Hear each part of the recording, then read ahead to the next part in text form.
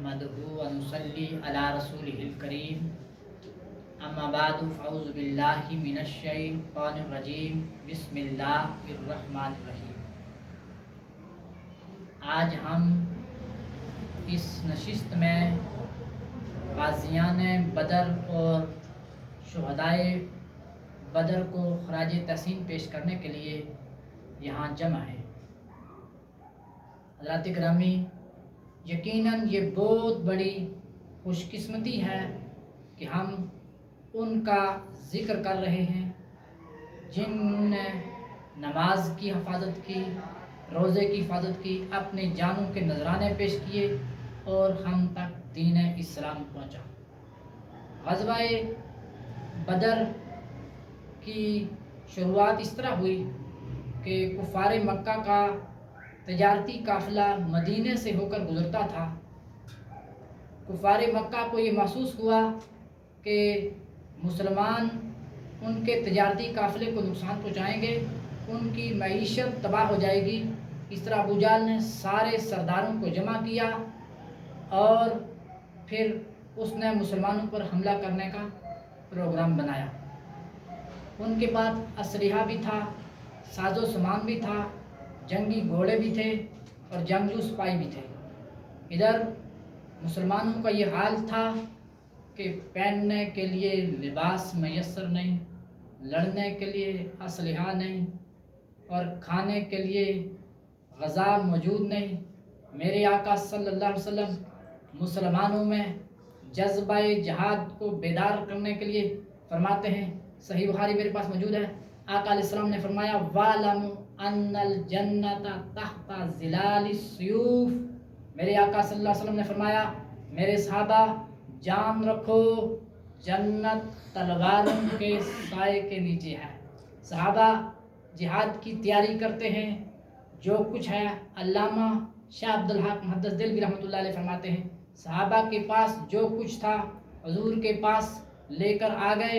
جب ساری چیزیں جمع ہوئی تو ان میں 2 گھوڑے تھے، 6 زرہیں تھی، 8 شمشیریں تھیں، 70 اونٹ تھے۔ اور اس بات کو حفیظ جلندری نے اپنے خوبصورت انداز سے یوں پیش کیا، انہوں نے کہا تھے ان کے پاس 2 گھوڑے، 6 زرہیں، 8 شمشیریں، بدلنے آئے تھے یہ لوگ دنیا کی تقدیریں، نہ تیگ و تیر پر تکیہ، نہ خنجر پر نہ بالے پر، بھروسہ تھا فقط کالی کملی والے پر۔ نبی صلی اللہ علیہ وسلم کے یہ صحابہ میرے مصطفیٰ صلی اللہ علیہ وسلم پر بھروسہ کر کے، حضور پر اعتماد کر کے، حضور کا دامن تھام کے جنگ کے لیے تیار ہو گئے۔ حضرات گرامی، میرے مصطفیٰ صلی اللہ علیہ وسلم کے اعلان پر بچے بھی حضور کی بارگاہ میں آ گئے۔ 2 بچے حضرت معاذ اور معوذ ابھی چھوٹے بچے ہیں، حضور کی بارگاہ میں آئے، یا رسول اللہ ہم بھی جنگ میں شامل ہونا چاہتے ہیں، ہم بھی جذبہ جہاد کو لیے ہوئے میدان جنگ میں جانا چاہتے ہیں۔ تو نبی علیہ السلام نے فرمایا تم ابھی چھوٹے ہو، تمہیں نہیں جانا چاہیے۔ تو انہوں نے عرض کی یا رسول اللہ ہمارے والد فوت ہو گئے ہیں، ہماری امی جان کی خواہش ہے کہ ہمارے گھر سے بھی کوئی ہوتا فرد اور وہ جہاد میں جاتا، اگر آج ہم نہیں جائیں گے تو ہماری والدہ پریشان ہو جائیں گی۔ تو نبی علیہ السلام نے بڑے بھائی کو اجازت دے دی۔ چھوٹے بھائی نے عرض کی یا رسول اللہ میں تو ان کو کشتی میں گرا سکتا ہوں۔ تو نبی علیہ السلام نے کشتی کروائی تو معوذ نے حضرت معاذ رضی اللہ تعالیٰ عنہ کو گرا دیا۔ تو اس طرح نبی علیہ السلام نے دونوں بھائیوں کو جنگ میں شامل ہونے کی اجازت دے دی۔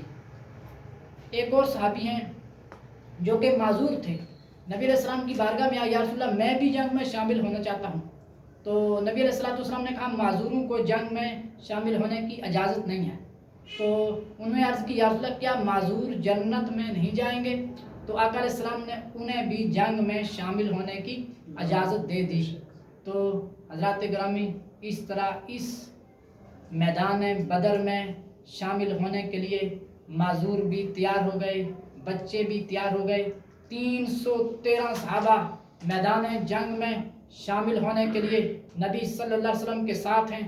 آقا علیہ الصلوۃ والسلام نے روانگی سے پہلے تقریر فرمائی اور آپ نے فرمایا میرے صحابہ تمہارے پاس پہننے کے لیے لباس نہیں، لڑنے کے لیے ہتھیار نہیں، میرے رب نے جہاد کا حکم دے دیا ہے، میں تمہیں اجازت دیتا ہوں، جو جانا چاہے اسے اجازت ہے واپس چلا جائے۔ غور کرو، موسیٰ علیہ السلام کی قوم 40 سال من سلوا کھانے والی قوم، پانی میسر نہیں، موسیٰ علیہ السلام کے پاس حاضر ہوتے ہیں، عرض کرتے ہیں اللہ کے نبی ہمارے لیے پانی کا بندوبست کر دیجئے۔ تو سیدنا موسیٰ علیہ السلام نے رب کی بارگاہ میں عرض کی تو اللہ تعالیٰ نے فرمایا فَقُلْ نَضْرِبْ بِعَصَاكَ الْحَجَرَ، ہم نے کہا اپنا عصا پانی پر مارو، اپنا عصا پتھر پر مارو، پتھر پر عصا مارا گیا، فَانْفَجَرَتْ مِنْهُ اثْنَتَا عَشْرَةَ، پتھر سے 12 پانی کے چشمے نکل پڑے۔ قوم نے کہا موسیٰ ذرا سورج کو سمجھائیے ہمیں گرمی دیتا ہے۔ موسیٰ علیہ السلام نے دعا کی تو اللہ نے بادلوں میں سائباں بنا دیے۔ 40 سال من سلوا کھانے والی قوم، ٹھنڈے پانی کے چشمے پینے والی قوم اور پھر بادلوں میں رہنے والی قوم، حکم ہو گیا قوم عمالقہ کے ساتھ جہاد کرو۔ کہنے لگے فَاذْهَبْ أَنْتَ وَرَبُّكَ فَقَاتِلَا، موسیٰ تم بھی جاؤ تمہارا خدا دونوں لڑو۔ موسیٰ علیہ السلام نے کہا تم کیا کرو گے؟ کہنے لگے نحن ہاہنا قاعدون، ہم تو یہاں بیٹھے ہوئے۔ ادھر من سلوا کھانے والی قوم نے موسیٰ علیہ السلام کو ناراض کر دیا۔ میرے مصطفیٰ صلی اللہ علیہ وسلم کے جانسار وہ کہتے ہیں یا رسول اللہ جان سارا نے محمد جان دینے سے ڈرتے نہیں، یہ سر کٹ جائے یا رہ جائے کچھ پرواہ کرتے نہیں، نبی کا حکم ہو تو پھاند جائیں سمندر میں، جہاں کو میو دیں نعرائے اللہ اکبر میں۔ حضرت مقداد بن اسود رضی اللہ تعالیٰ عنہ نے سارے صحابہ کی نمائندگی کی، انہوں نے کہا یا رسول اللہ ہم اپنی جانیں قربان کر سکتے ہیں لیکن پیچھے نہیں ہٹیں گے۔ نبی علیہ السلام نے صحابہ کا یہ جذبہ دیکھا تو آقا علیہ السلام نے دعا فرمائی یا اللہ یہ میرے غلام ہیں، ان کے جسم پر کپڑے نہیں ہیں، یا اللہ ان کے پاس لڑنے کے لیے ہتھیار نہیں ہیں، ان کے پاس کھانے کی کوئی چیز نہیں ہے، یا اللہ تو ان کو کھانا بھی دے، ان کو ہتھیار بھی دے۔ اللہ تعالیٰ نے دعا قبول فرمائی اور فرمایا ابو جال بہت بڑا لشکر لے کر آ رہا ہے، جس کے پاس بکرے بھی موجود ہیں، کھانے کا سامان بھی موجود ہے، اسلحہ بھی موجود ہے، میرے محبوب یہ سب تیرے غلاموں کے کام آئے گا۔ میدان بدر کے مقام پر پہنچے تو اس وقت ابو جال پہلے ہی وہاں پہنچ چکا تھا، مضبوط جگہ پر اس نے اپنے خیمے گاڑ دیے تھے۔ نبی علیہ السلام نے دوسری جگہ پر صحابہ کرام کو حکم دیا کہ یہاں آپ بھی قیام کر لیں، تو وہ بات کو مختصر کر رہے ہیں، پوری رات ابو جال کا لشکر ناچ دیکھ رہا ہے اور پھر گانے ہو رہے ہیں۔ آج بھی یہ جو گانے گا رہے ہیں، ڈرامے دیکھ رہے ہیں، ناچ دیکھ رہے ہیں، یہ ابو جال کے طریقے پر ہیں۔ اور قرآن پڑھنے والے، اسلام کا نام لینے والے، تسبیحات پڑھنے والے حقیقت میں یہ صحابہ کے طریقے پر ہیں۔ تو نبی علیہ السلام نے نماز پڑھنے کے بعد صحابہ کو فرمایا تم سو جاؤ، میں پوری رات تمہاری حفاظت کرتا ہوں۔ صحابہ کرام سیدنا ابو بکر صدیق رضی اللہ تعالیٰ عنہ عرض کرتے ہیں یا رسول اللہ مجھے اجازت دیں، میں پوری رات جاگوں گا، سارے صحابہ کی میں حفاظت کروں گا۔ تو نبی علیہ السلام نے فرمایا نہیں تم سو جاؤ۔ اس طرح عمر فاروق رضی اللہ تعالیٰ عنہ انہوں نے بھی عرض کی، لیکن نبی علیہ السلام پوری رات جاگتے رہے۔ رات کا پچھلا پہر ہوا، میرے آقا علیہ السلام نے دعا فرمائی یا اللہ آج اگر تیرے بندوں کی یہ جماعت ہلاک ہو گئی، صحیح بخاری میں یہ حدیث موجود ہے، متفق علیہ حدیث ہے، آج اگر تیری یہ جماعت ہلاک ہو گئی قیامت تک تیرا نام لینے والا کوئی نہ ہوگا۔ یہ بدر کے ان جان ساران مصطفیٰ کی قربانیوں کا نتیجہ ہے کہ ہمیں نماز بھی میسر ہے، روزہ بھی میسر ہے، اسلام کے دیگر احکام بھی میسر ہیں۔ اگر وہ اپنی قربانیاں پیش نہ کرتے تو یقیناً یہ چیزیں ہمیں میسر نہ آتی۔ آقا علیہ السلام نے دعا فرمائی، اللہ تبارک تعالیٰ نے آپ کی دعا کو قبول فرمایا۔ صبح کا وقت ہوا تو سارے کفار جو پوری رات ناچتے رہے، گانے گاتے رہے، بڑے اور दूसरे किस्म के नारे लगाते रहे, वो सो रहे हैं। आका अलैहिस्सलाम चाहते तो उन पर हमला कर सकते थे, लेकिन आका अलैहिस्सलाम ने फरमाया मेरे साहबा नहीं। आपने सहाबा इकराम से मशवरा किया कि हम जाकर बॉर्डर का मुआयना करते हैं। नबी अलैहिस्सलाम तशरीफ़ ले गए, और ये भी मुतफ़क्कुन अलैहि हदीस है। आका अलैहिस्सलाम सहाबा इकराम के पास गए और आपने निशानात लगाए। सहाबा पूछते हैं या रसूलल्लाह ये किस चीज़ के आप निशान लगा रहे हैं? आका अलैहिस्सलाम फरमाते हैं यहाँ अबू जाल मरेगा, यहाँ अबू लाब गिरेगा, यहाँ उतबा गिरेगा। एक जगह निशान लगाया, फरमाया बलाल को बुलाओ। बलाल किधर हैं? अर्ज़ की या रसूलल्लाह मैं हाजिर हूँ। फरमाया तुम्हें तपती रेत पर लटाकर तुम पर जुल्म करने वाला उमैया बिन खलफ इस जगह पर तड़पेगा। तो हज़रत ग्रामी यही तो इल्म गैब है। हकीकत में अल्लाह की अता से मुस्तफ़ा सल्लल्लाहु अलैहि वसल्लम इल्म गैब जानते हैं, ज़ाती तौर पर कोई इल्म गैब नहीं जानता। आका अलैहिस्सलातु वस्सलाम ने जंग के मुआयने के बाद आका अलैहिस्सलाम तशरीफ़ ले आए, और फिर कुफार की तरफ से तैयारी हुई, और उनके 3 आदमी मैदान बदर में उतरे, जिनमें उतबा था, शेबा था, उमैया बिन खलफ था। आका अलैहिस्सलातु वस्सलाम के हुक्म पर हज़रत अबैदा रज़ी अल्लाह तआला अन्हु, हज़रत अली रज़ी अल्लाह तआला अन्हु और हज़रत हमज़ा रज़ी अल्लाह तआला अन्हु मैदान में आए, और आपने हज़रत हमज़ा रज़ी अल्लाह तआला अन्हु और हज़रत अली रज़ी अल्लाह तआला अन्हु एक ही वार में उन्होंने अपने मदे मुकाबल को गिरा दिया और उसको हलाक कर दिया। लेकिन हज़रत अबैदा रज़ी अल्लाह तआला अन्हु ज़ख्मी हो गए थे, और इसी ज़ख्म की ताब न लाते हुए जंग से वापस आते हुए वो जाम शहादत उन्होंने नोश कर लिया था। नबी अलैहिस्सलाम के छोटे छोटे नन्हे नन्हे जो कि सिपाही थे हज़रत माज और महबूस, उन्होंने इस जंग में सबसे बड़े काफिर अबू जाल को हलाक किया था। ये छोटे बच्चों की बहादुरी का ये आलम है, तो दीगर सहाबा की बहादुरी का आलम क्या होगा? कुफार ने मशवरा किया कि इनकी फौजें बड़ी जोश और जज्बे के साथ आगे बढ़ रही हैं, इन पर यकबारगी से हमला कर दो।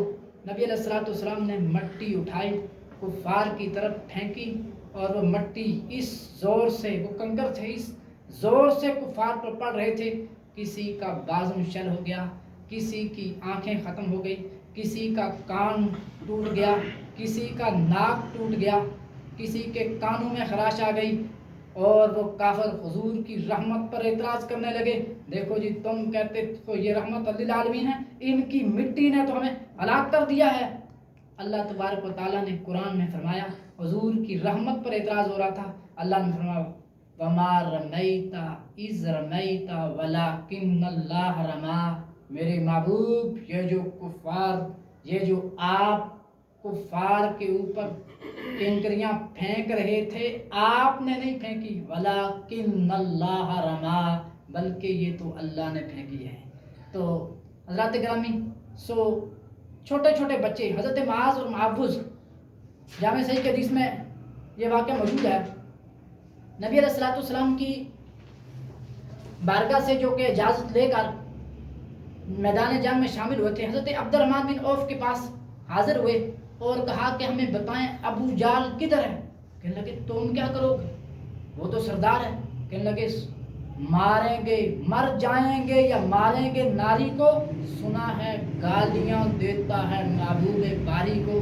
हज़रत अब्दुर्रहमान बिन औफ ने अपने अंदाज में इस चीज़ को कहा। उन्होंने कहा हिफाजत कर रहा है उसकी फौज का दस्ता। तो शायर ने बड़े खूबसूरत अंदाज से इस चीज़ को बयान किया। बच्चों ने कहा ये दस्ता कब तलक रोकेगा इज़राइल का रास्ता। ये बात सुनकर हज़रत अब्दुर्रहमान बिन औफ फरमाते हैं मैंने अशारा किया उनकी तरफ, मैंने अशारा किया कि वो 100 सिपाहियों के जुर्मट में जिसकी 100 सिपाही हिफाजत कर रहे हैं अबू जाल है। कहते हैं कि मेरा अशारा बाद में ख़त्म हुआ, बच्चे छलांग लगाकर पहले अबू जाल के पास पहुंच गए। हदीस के अल्फाज हैं उन्होंने अकाब की तरह, दे अटैक्ड ऑन द अबू जाल लाइक ईगल, उन्होंने अकाब की तरह अबू जाल पर हमला किया और उसे वासिल जहन्नम कर दिया। तो मैदान बदर के छोटे छोटे बच्चों की बहादुरी का ये आलम है। और इस जंग में मुसलमानों को फतह नसीब हुई। जनाब सैयदना जिब्रील अलैहिस्सलाम हुजूर की बारगाह में हाजिर हुए और फरमाते हैं कि या रसूलल्लाह, ये भी सही बुखारी की हदीस है, या रसूलल्लाह सल्लल्लाहु अलैहि वसल्लम, मैदान बदर में शामिल होने वाले सहाबा बाकी सारे सहाबा से अफजल हैं। اور میدان بدر میں شامل ہونے والے فرشتے دیگر فرشتوں سب فرشتوں سے افضل ہیں۔ اس جنگ کے شہداء کا کیا عالم ہے، اس چیز کو جامع صحیح کی حدیث بیان کر رہی ہے۔ حضرت ایک صحابی ہیں حارثہ، میدان بدر میں یہ بھی شہید ہو گئے تھے، اور یہ عام صحابی ہیں، کوئی مشہور نہیں ہے۔ ان کی والدہ حضور کے پاس آئی اور عرض کی، یا رسول اللہ صلی اللہ علیہ وسلم، میرا بیٹا میدان بدر میں شہید ہو گیا ہے۔ آپ کو پتہ ہے میں بیٹے سے کتنا پیار کرتی تھی، کتنی محبت کرتی تھی۔ یا رسول اللہ صلی اللہ علیہ وسلم، اگر میرا بیٹا جنت میں پہنچ گیا ہے تو پھر میں صبر کر لوں، ورنہ مجھے اجازت دے کہ میں رو لوں۔ غور کرو، آج جو نبوت کا تعارف کروایا جا رہا ہے، تو اس کے مطابق تو نبی علیہ السلام کو کہنا چاہیے تھا کہ حارثہ کی امی، تیرے بیٹے کو ہم نے دفنا دیا، اس کے بعد کیا ہوا مجھے نہیں پتا، مجھ سے نماز کے مسائل پوچھو، روزے کے مسائل پوچھو، حج کے مسائل پوچھو، کلمہ کے مسائل پوچھو، اس چیز کا مجھے نہیں پتا۔ لیکن یہ نبی کی شایان شان نہیں ہے، نبی کو اللہ علم غیب عطا فرماتا ہے۔ یقیناً نبی کو پتا ہے کہ میرا غلام حارثہ، ان کو ہم نے قبر میں رکھا ہے، وہ جنت فردوس میں بھی پہنچ چکا ہے۔ نبی علیہ السلام کے پاس جب حارثہ کی امی آئی، انہوں نے عرض کی، یا رسول اللہ میرے بیٹے کے بارے میں خبر دیجئے، کیا وہ جنت میں پہنچ گیا ہے؟ تو نبی علیہ السلام نے فرمایا، حدیث کے الفاظ ہیں، انہا جنان کثیرۃ، اے حارثہ کی امی، تیرے رب کی بہت سی جنتیں ہیں، وَإِنَّهُ فِي جَنَّةِ الْفِرْدَوْسِ، اور تیرا بیٹا تو جنت فردوس میں پہنچ چکا ہے۔ تو حضرات گرامی، یہ ہے بدر کے صحابہ کی عظمت اور فضیلت۔ اللہ تبارک تعالیٰ نے ان شہداء کو یہ مرتبہ دیا کہ وہ جنت فردوس ان کا مقام ہے۔ اللہ تبارک و تعالیٰ ہمیں صحابہ اکرام کے طریقے پر عمل کرنے کی توفیق عطا فرمائے۔ یقیناً وہ ایک بہت بڑے مرتبے پر فائز تھے۔ وما علینا الا البلاغ۔